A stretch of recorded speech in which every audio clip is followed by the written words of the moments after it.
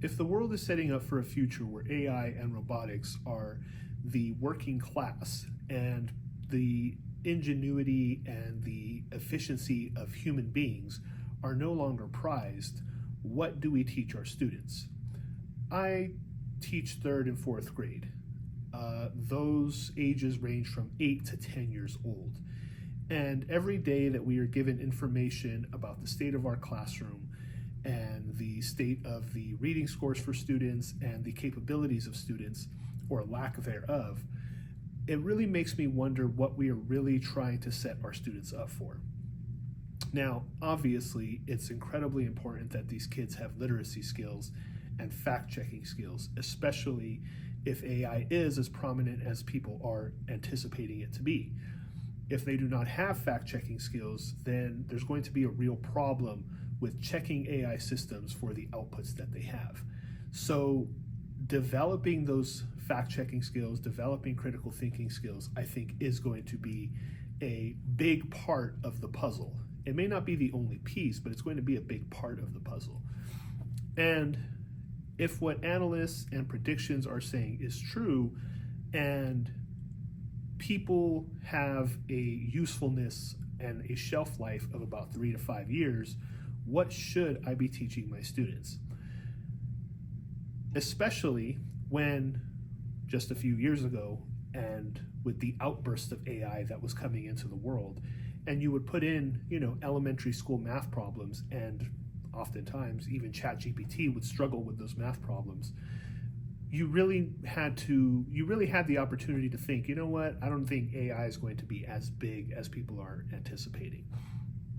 But even at that time, with ChatGPT or OpenAI and other AI companies saying that the information that LLMs are going to have access to was going to continue to spread like neurons at an exponential rate, then what we're seeing now with what AI is capable of and what AI is able to do as far as math problems, as far as generating text, as far as even generating art, be that slop or, just plain slop, honestly. Students really don't have a fighting chance. I can think of my hardest working students, and as efficient and as brilliant as they are they going to have a fighting chance to get it against an AI system that could do the job that much better? And when they go to look for work in the next 10 years, 8 to 10 years, because again, these students are getting close to 10 years old, is there going to be that much more competition when it comes to human beings, right? If AI and robots make up, again, the majority of the working class, those human jobs are going to be that much more sought after. And they may not pay that much. So even for lower pay scales, it is going to be incredibly competitive. It's going to be incredibly difficult for them to obtain these jobs, and they really have to be the top of the top for them to even have a fighting chance. In my class, we have recently done away with Chromebooks for at least 95% of the day. I've actually gotten criticism from other people that have told me that Chromebooks that have told me, I have expressed that Chromebooks will always be a thing in the classroom. And what I meant by that is more so the necessity of having them. As a teacher, I have experienced my students taking the state test on a Chromebook. They've also done the majority of their diagnostics on a Chromebook, and that's really what I meant by it. But us scaling back on Chromebook use in total throughout the day is, at least in my idea, a way for students to start using their biological minds to really combat what's coming in the future. And I don't mean that in like a Terminator 2 combat, but who knows, right? But using their biological minds and strengthening their minds to at least have a human sense of what's going on in the world. And in my last video, I expressed how difficult it was to talk about these current events to a group of students who heavily rely on memes and a culture, and anything they say like 6'7" gets a reaction from their friends or even the classroom. When it comes to AI, they are going to have to use those critical thinking skills and biological skills to show their value and their worth in the future.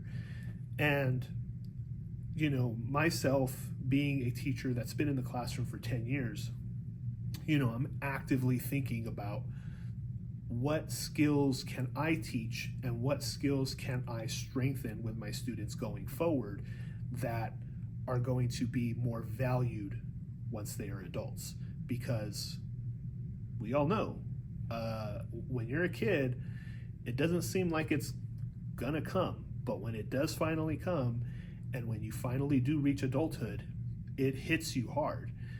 And I look at some of my real, you know, bottom of the class students that just do not try and do not make the effort.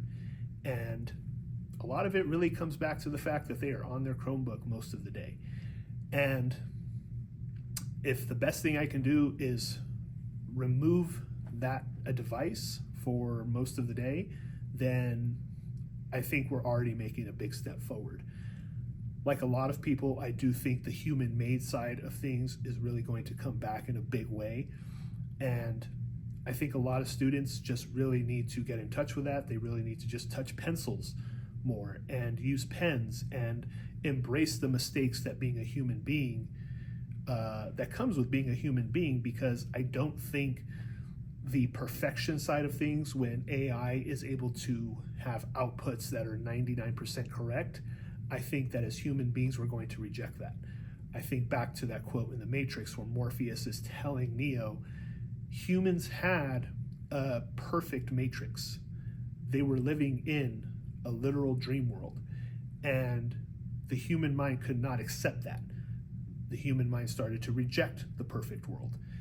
And it was when they started to reject the perfect world, the machines created the matrix that Neo knows, and it was the matrix that people were content with.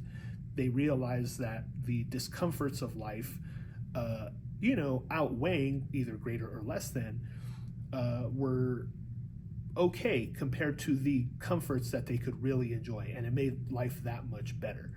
So I really think people embracing the imperfection of life and the wabi-sabi of life is going to be a big thing. And I think that's what we should really be showing our students going forward. If you've made it this far into my video, thank you so much for watching. If you would like to join the greater conversation about technology and AI in the classroom, please consider subscribing to my Substack at devramos.io. Thank you so much for watching. Catch you in the next video.